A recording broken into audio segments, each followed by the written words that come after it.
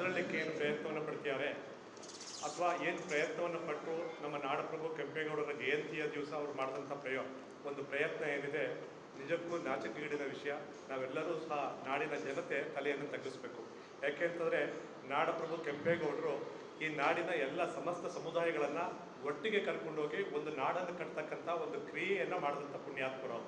ಅಂಥವರ ಜಯಂತಿಯಲ್ಲಿ ಈ ರೀತಿಯ ಜಾತಿ ವೈಷಮ್ಯವನ್ನು ಸೃಷ್ಟಿ ಮಾಡಲಿಕ್ಕೆ ಪ್ರಯತ್ನ ಪಟ್ಟಂಥ ಪ್ರದೀಪ್ ಈಶ್ವರ್ ಅವ್ರನ್ನ ನಾವು ಯಾವ ರೀತಿ ಧಿಕ್ಕರಿಸಬೇಕು ಅಂತಕ್ಕಂಥದ್ದೇ ನಮಗೆ ತೋಚ್ತಾ ಇಲ್ಲ. ಅಷ್ಟರ ಮಟ್ಟಿಗೆ ನಮಗೆ ಇದು ಅಸಹ್ಯವನ್ನು ಸೃಷ್ಟಿ ಮಾಡಿದೆ. ಪ್ರದೀಪ್ ಈಶ್ವರ್ ಅವರು ಮಾತನಾಡ್ತಿರ್ಬೇಕಾದ್ರೆ ಒಂದು ಮಾತನ್ನು ಹೇಳ್ತಾರೆ. ಈಗಾಗಲೇ ನಮ್ಮ ಪ್ರದೀಪ್ ಪ್ರಸ್ತಾಪ ಮಾಡಿದಾಗ ಒಂದು ಮಾತನ್ನು ಹೇಳ್ತಾರೆ. ವಿಜಯನಗರದ ಕೃಷ್ಣದೇವರಾಯರು ತನ್ನ ಸಾಮ್ರಾಜ್ಯದಲ್ಲಿ ಸಾಮಂತರಾಗಿದ್ದಂಥ ಕೆಂಪೇಗೌಡರ ಜಯಂತಿಯ ಶುಭಾಶಯಗಳು ಅಂತ ಹೇಳ್ತಾರೆ. ಎಷ್ಟು ವ್ಯಂಗ್ಯವಾಗಿ ಹೇಳ್ತಾರೆ ಲೆಕ್ಕ ಹಾಕ್ತಾರೆ. ಈಗ ಒಂದು ವಿಷಯ ಅಲ್ಲೂ ಮತ್ತೆ ಪ್ರಸ್ತಾಪ ಮಾಡ್ತಾರೆ. ಯಾವುದೇ ಕಾರಣಕ್ಕೂ ಕೆಂಪೇಗೌಡರು, ನಾಡಪ್ರಭು ಕೆಂಪೇಗೌಡರು ಇದೇ ವಿಜಯನಗರ ಕಾಲದಲ್ಲಿ ಏನು ಕೃಷ್ಣದೇವರಾಯರ ಕಾಲದಲ್ಲಿ ಯಾವುದೇ ಕಾರಣಕ್ಕೂ ಸಾಮಂತರಾಗಿರಲಿಲ್ಲ. ಒಂದು ದಿನಾಂಕವನ್ನು ನಿಮಗೆ ಕೊಡ್ತೀನಿ. ಕೃಷ್ಣದೇವರಾಯರು ಕಾಲವಾಗಿದ್ದು 1529ರಲ್ಲಿ. ಕೃಷ್ಣದೇವರಾಯರು ಕಾಲವಾಗಿದ್ದು 1529ರಲ್ಲಿ. ಆದರೆ ನಾಡಪ್ರಭು ಕೆಂಪೇಗೌಡರಿಗೆ ಪಟ್ಟ ಕಟ್ಟಿದ್ದು 1531ರಲ್ಲಿ. ಲೆಕ್ಕ ಹಾಕೊಳ್ಳಿ.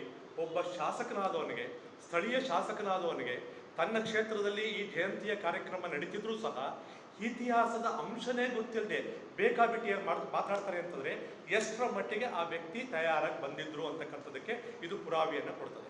ಒಂದು ಉದಾಹರಣೆಯನ್ನು ನಿಮ್ಮ ಮುಂದೆ ನಾನು ತರಲಿಕ್ಕೆ ಇಷ್ಟಪಡ್ತೀನಿ. ಏನಪ್ಪ, ನಾಡಿನ ಜನ ಇದನ್ನು ತೀರ್ಮಾನಿಸಬೇಕು. ಈಗ ಸನ್ಮಾನ್ಯ ಸಿದ್ದರಾಮಯ್ಯನವರಿದ್ದಾರೆ, ಅವ್ರಿಗೆ ಒಂದು ಹುಟ್ಟುಹಬ್ಬ ಆಗುತ್ತೆ. ಹುಟ್ಟುಹಬ್ಬ ಆಗುವಂಥ ಸಂದರ್ಭದಲ್ಲಿ ನಾವೇನಾದ್ರು ಇವ್ರು ಹಾಕಿಕೊಟ್ಟಿರ್ತಕ್ಕಂಥ ಸತ್ಸಂಪ್ರದಾಯದ ಅಡಿಯಲ್ಲಿ ನಾನು ಅವರಿಗೆ ಶುಭಾಶಯಗಳನ್ನು ಕೋರಿದ್ರೆ ಯಾವ ರೀತಿ ಕೋರ್ಬೇಕಾದರೆ, ಸನ್ಮಾನ್ಯ ದೇವೇಗೌಡರ ಸಾಮ್ರಾಜ್ಯದಲ್ಲಿ ಸಾಮಂತರಾಗಿದ್ದಂಥ ಸನ್ಮಾನ್ಯ ಸಿದ್ದರಾಮಯ್ಯನವರೇ ತಮ್ಮ ಹುಟ್ಟುಹಬ್ಬಕ್ಕೆ ಶುಭಾಶಯ ಅಂತ ಕೋರ್ಲಾ?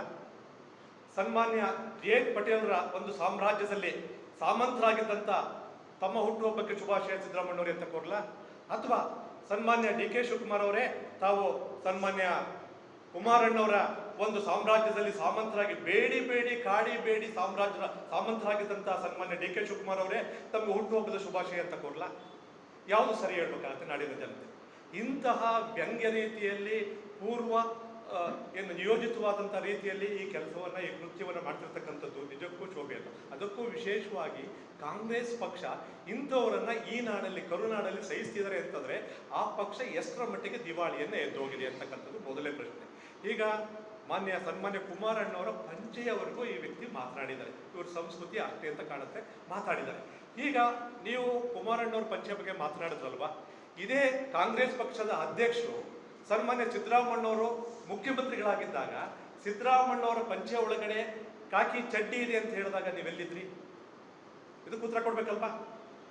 ನೀವು ಉತ್ತರ ಕೊಡ್ಬೇಕಲ್ವಾ? ನೀವು ಉತ್ತರದಾಯಿತ್ವ ಇದೆಯಲ್ವಾ?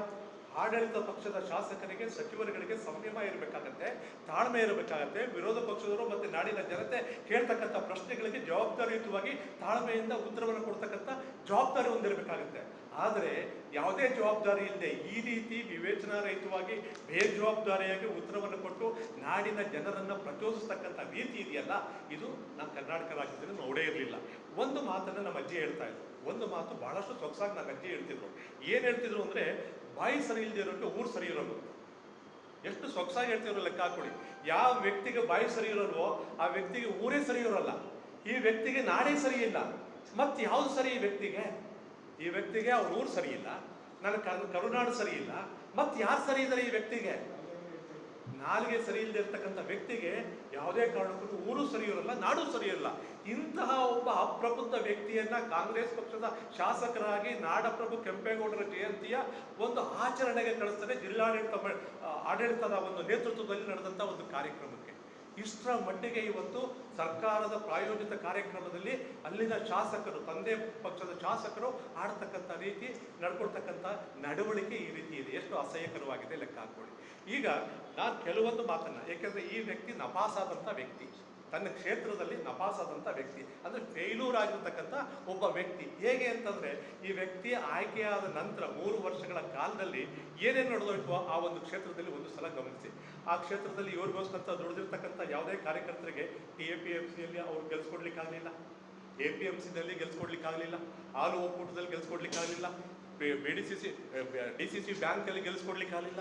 ಈ ರೀತಿಯಾಗಿ ಸಾಲು ಸಾಲು ಸ್ಥಳೀಯ ಸಂಸ್ಥೆ ಚುನಾವಣೆಗಳಲ್ಲಿ ತನ್ನಗಾಗಿ ದುಡಿದಂತಹ ಯಾವುದೇ ಕಾರ್ಯಕರ್ತರಿಗೆ, ಮುಖಂಡರುಗಳಿಗೆ ಅಧಿಕಾರವನ್ನೇ ಕೊಡಿಸ್ಲಿಕ್ಕಾಗದಿರ್ತಕ್ಕಂಥ ನಪಾಸಾದಂಥ ಒಬ್ಬ ವ್ಯಕ್ತಿ.